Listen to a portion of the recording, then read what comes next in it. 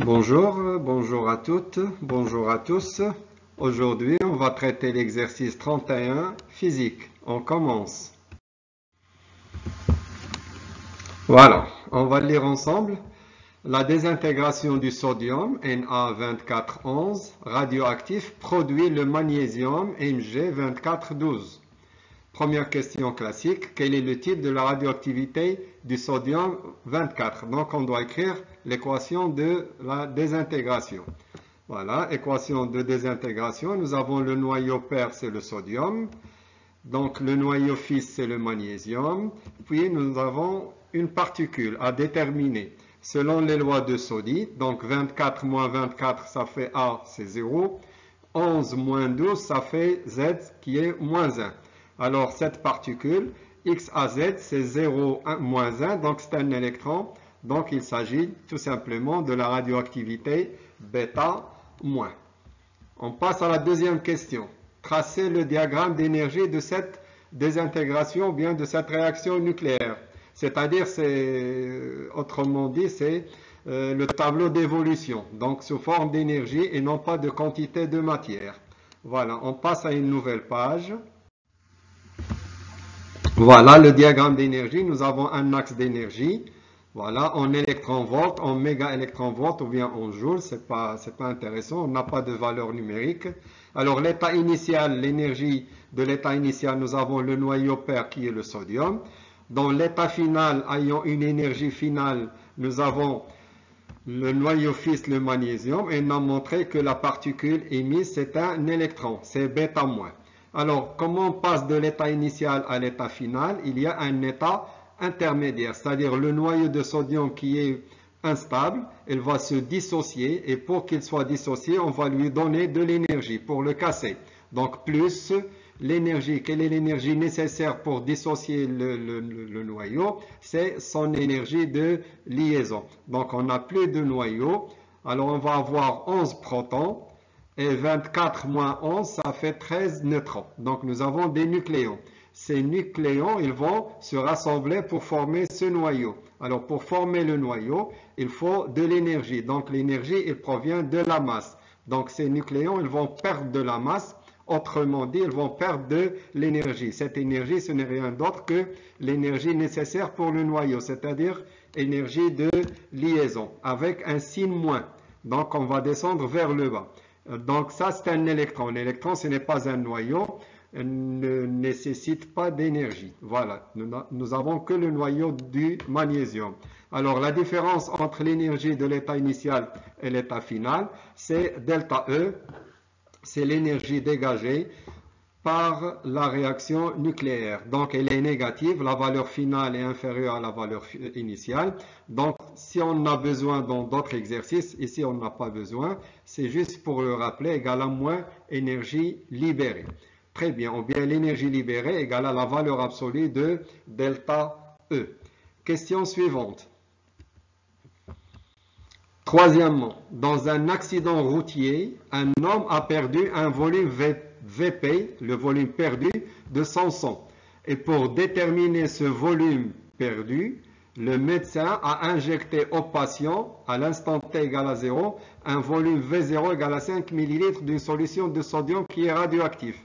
Et de concentration C0 égale à 10 moins 3 mol litre moins 1. Première question, déterminer la quantité de matière du sodium dans le sang après une durée de 3 heures.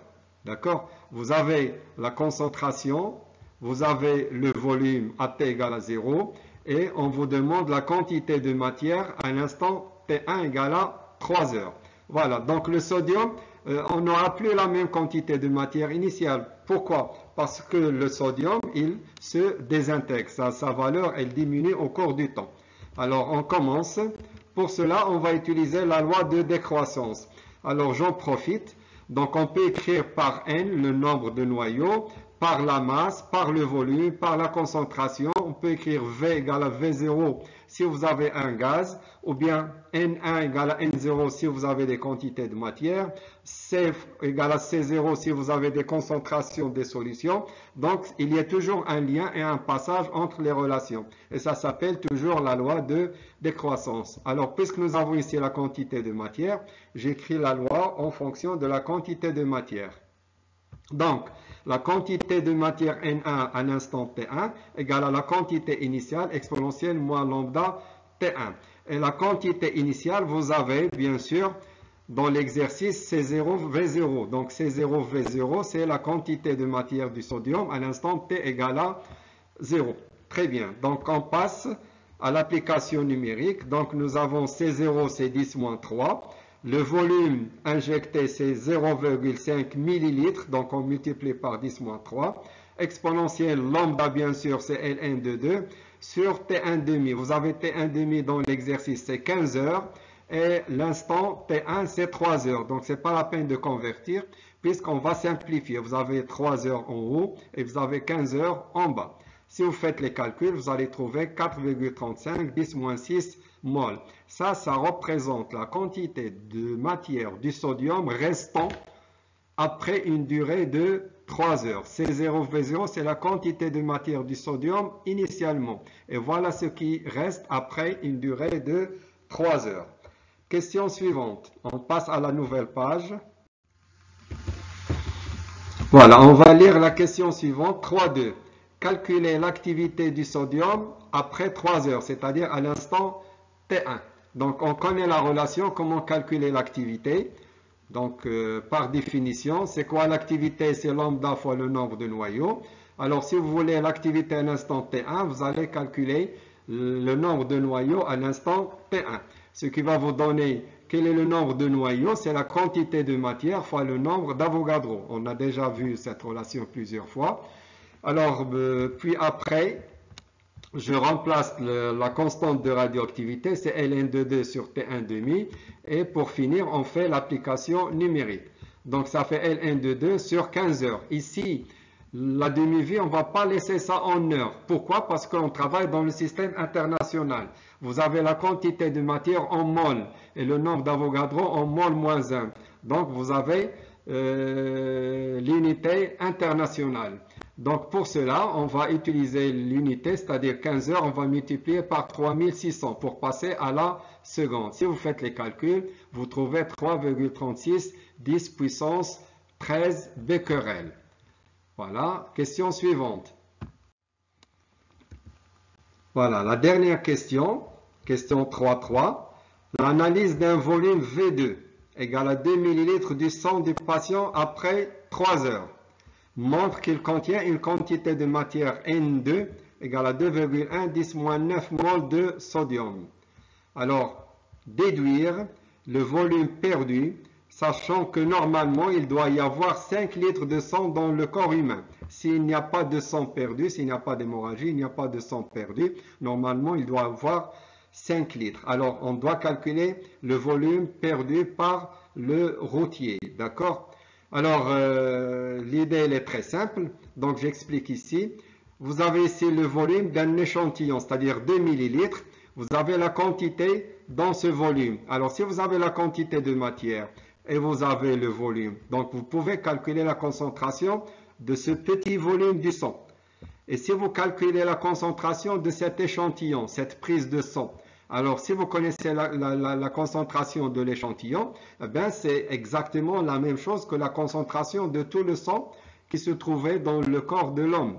C'est logique, n'est-ce pas? Si vous prenez 1 litre d'une solution et vous prenez juste 2 ou bien 3 millilitres, la concentration des 2-3 millilitres du volume, c'est exactement la concentration de tout le volume. Voilà, c'est comme ça qu'on va résoudre la question. Alors, je vais le préciser. Après 3 heures, l'instant T1, on a pris un volume V2. Donc, ce volume V2, l'échantillon V2, est le volume total de tout le sang qui se trouvait dans le corps de l'homme. Forcément, ils ont la même concentration parce que le volume V2, il a été pris du volume total. Alors, si vous déterminez la concentration de V2, c'est exactement la concentration du volume total. Ben voilà, la question est résolue. Donc la concentration du petit volume C2, c'est exactement la concentration de tout le volume total. La concentration c'est N2 sur V2. Et quelle est la concentration totale? C'est le volume total. Et on a déjà dans la question précédente, on a calculé la quantité de matière du sodium qui se trouvait après 3 heures. Donc je peux déterminer le volume total. Je fais passer à gauche le volume N2 à droite. Et puis je peux faire l'application numérique. Alors comme ça, je viens de calculer le volume total du sang qui se trouvait dans le corps de l'homme. Ça fait 4,14. Et normalement, combien il doit y avoir? Il doit y avoir 5 litres. Alors, si vous prenez le volume normal de l'homme avant l'accident, c'est 5 litres, moins le volume qui reste, c'est-à-dire 4,14, la différence, ça fait 0,86. Ça représente le volume perdu par l'homme à cause de l'accident. Donc ça, c'est le volume normal. Ça, c'est le volume restant. La différence, c'est forcément le volume perdu. Alors, je précise. Donc, on a fait une mesure sur un petit volume V2. Donc, on a trouvé sa quantité de matière N2. Donc, à vous de réfléchir. Donc, c'est la concentration C2. Et voilà, il faut bien y penser. Cette concentration est la même que la concentration de tout le volume. C'est ça l'astuce de la question. Alors, j'espère que c'est clair. Essayez toujours de refaire les exercices.